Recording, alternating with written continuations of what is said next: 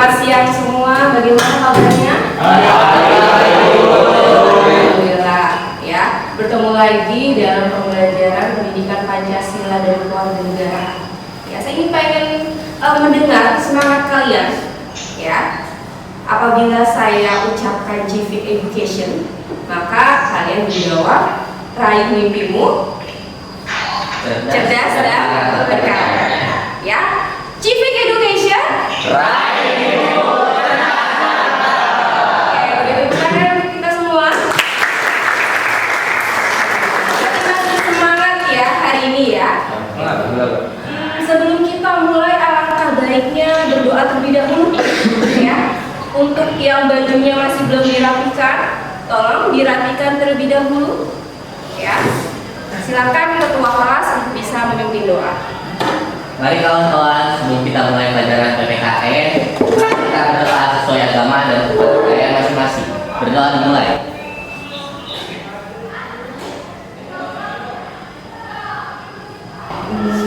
Ibu absen dulu ya. Siapa yang tidak hadir hari ini? Maka Ibu absen dulu di doa. Aldi Fausar. Hadir. Oke. Alitea. Hadir. Andi. Hadir. Oh ya, Andi hadir. Sepertinya ada beberapa cukup ya. Saya di sini yang ada beberapa siswa yang sakit hari ini, kita doakan ya, semoga cepat sembuh. Amin. Untuk menambah semangat kita nyanyi lagu Tanah Airku dulu ya. Saya minta kalian semua untuk berdiri.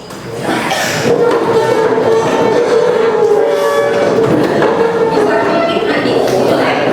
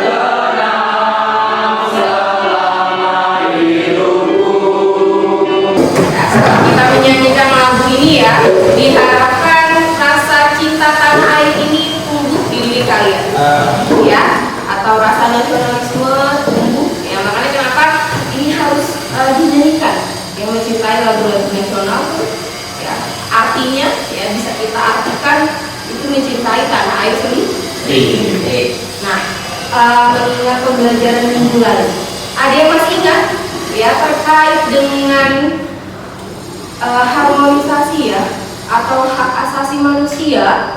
Contoh macam-macamnya itu ada apa saja? Ada yang masih ingat pembelajaran minggu lalu? Iya, apa? Pertama, hak asasi pribadi, hak asasi politik, hak asasi ekonomi, hak asasi hukum, hak asasi sosial dan budaya, dan hak asasi tata cara peradilan dan perlindungan. Oke, sip. Ini betul. Ya, berarti Saskia masih hafal ya terkait dengan materi kita minggu lalu. Ya. Nah, materi kita minggu ini ya ini terkait masih sama ya, masih dalam kader yang sama, tapi kita lebih kepada menganalisis kasus-kasus ya pelanggaran hak asasi manusia, di mana tujuan pembelajaran kita ya hari ini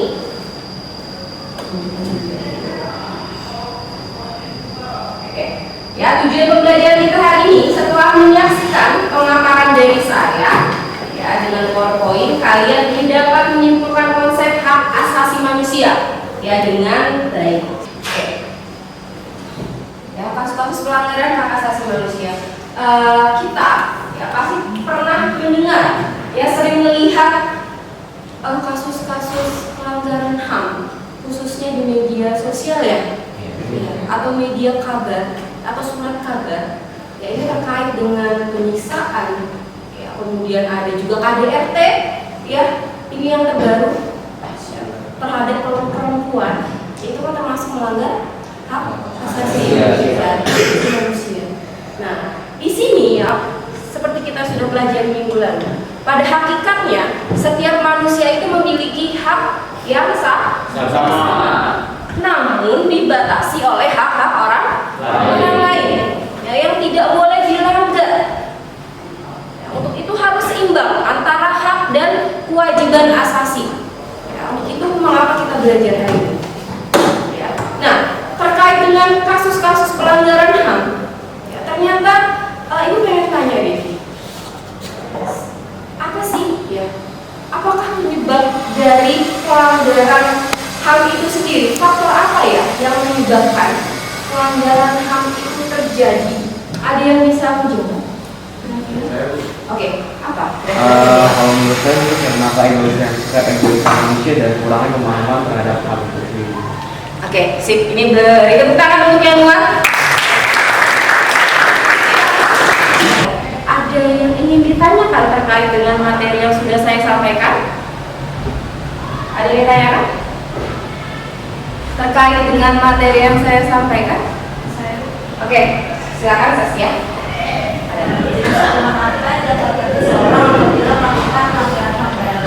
Oke, ya. Apabila seseorang melanggar HAM berat, yang namanya berat, ringan aja ada hukumannya ya, apalagi berat.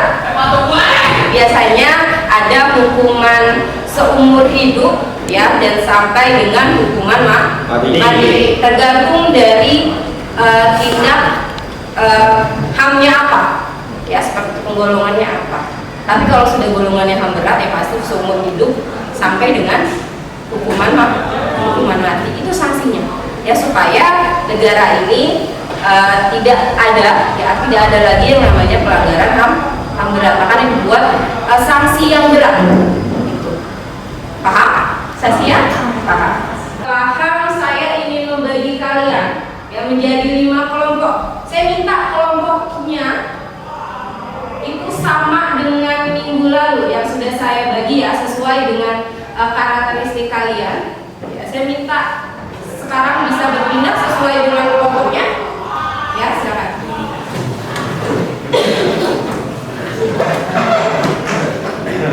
Pada kali ini ya, saya akan memberikan kalian sebuah permasalahan ya, menganalisis video berita terkait dengan berita pelanggaran HAM. Ya, ternyata di Indonesia masih ada loh ya pelanggaran HAM. Ini yang menduga ini PBB. Ya, tapi coba kita analisis bersama. Ya, silakan bisa ditonton terlebih dahulu.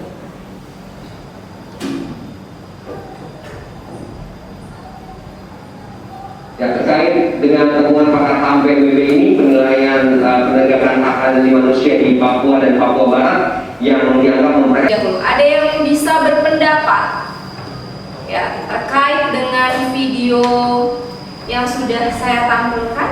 Nah, saya. Oke, silakan Andi. Video tersebut berisi tentang temuan PBB tentang pelanggaran HAM yang terjadi di Papua. Katanya di Papua sana masih banyak terjadi konflik, baik konflik antar suku maupun konflik bersenjata. Oke, sip, tepat sekali ya jawaban Andi. Memang ya video yang saya sajikan ini ya ini terjadi konflik ya di Papua sehingga menimbulkan yang namanya pelanggaran HAM ini menurut PBB. Ya, saya ingin kalian menganalisis lebih jauh ya terkait dengan kasus ini. Ya, saya akan bagikan lembar LKPD-nya.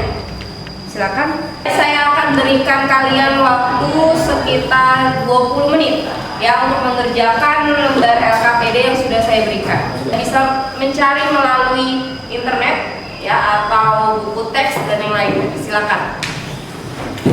Setelah kita menulis di LKPD, nanti kita pindah di PowerPoint. Ya, nanti setelah kalian mencari sumber permasalahannya ya melalui internet, tuangkan di sini ya melalui hasil diskusinya, intinya hasil diskusi di sini, kemudian nanti dituangkan ke ya.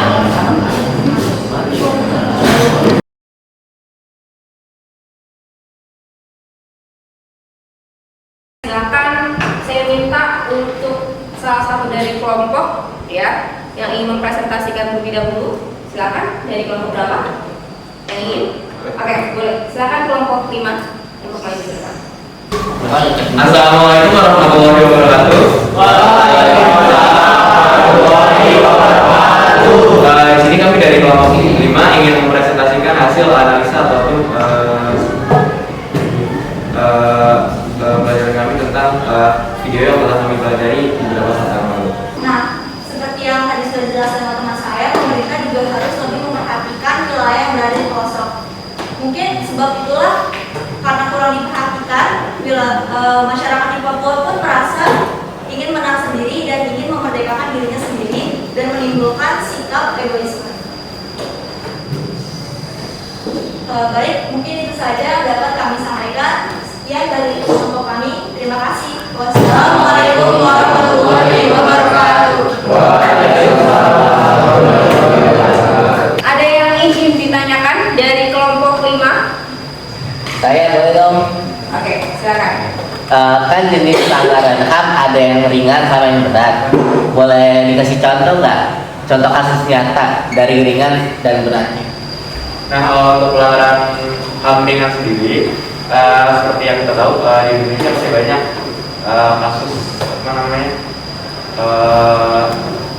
nama baik dan cyberbullying yang terjadi di internet. Itu sudah termasuk pelanggaran HAM ringan. Ya, setelah tadi semua sudah memaparkan hasil dari diskusinya, ya. Sekarang Ibu minta ada yang bisa menyimpulkan terkait dengan materi yang sudah kita pelajari hari ini. Ada yang bisa menyimpulkan? Saya Oke, silakan. jadi kesimpulan untuk pembelajaran hari ini masih banyak sekali ya pelanggaran HAM yang terjadi di sekitar kita, khususnya di Papua. Mungkin karena faktor eksternal yang terjadi di sana seperti kesenjangan sosial ataupun ekonomi yang masih lumayan buruk di sana. Jadi menurut saya pemerintah harus benar-benar memperhatikan daerah pelosok seperti Papua ataupun daerah pelosok lainnya, karena seperti yang kita tahu infrastruktur ataupun bangunan di pelosok sana masih sangat kurang dibandingkan dengan infrastruktur ataupun bangunan di kota-kota besar seperti di kota Jakarta ataupun yang lain. Oke, sip. Bagus sekali kesimpulannya. Beri tepuk tangan dulu dong. Ya, kasih kali jawabannya. Ya, jadi memang faktor sosial ekonomi. Ya, ini faktor utama yang menyebabkan terjadinya konflik, banyak konflik di sana. Ya, intinya mereka itu menuntut kesetaraan. Ya, hak-hak yang sama dengan masyarakat yang ada di kota. Seperti itu. Ya, nah setelah sudah paham, yaitu pengen melihat kira-kira sejauh mana ya kalian memahami materi hari ini. Yaitu ada evaluasi hari ini. Ya, silakan bisa buka handphonenya, yaitu akan kirimkan link.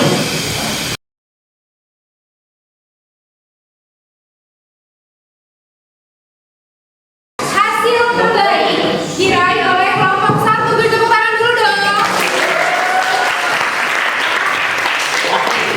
Ibu akan melakukan refleksi ya untuk pembelajaran minggu depan agar menjadi lebih baik ya yang dilakukan. Ada yang bisa mengambil manfaat dari pembelajaran hari ini? Saya. Oke, silakan Andi.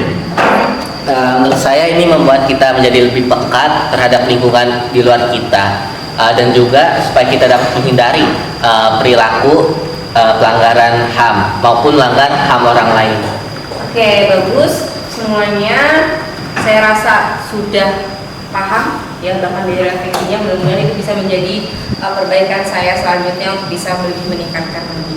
Ya, jangan lupa minggu depan kita belajar terkait dengan materi selanjutnya, yaitu materi tentang sistem hukum dan peradilan. Ya, itu minggu depan. Nah, sebelum kita sudahi, ya kita pimpin doa terlebih dahulu. Silakan ketua kelas. Marilah doa sebelum kita menyelesaikan pelajaran PPKN ini. Mari kita berdoa menurut agama dan kepercayaan masing-masing. Berdoa dulu baik.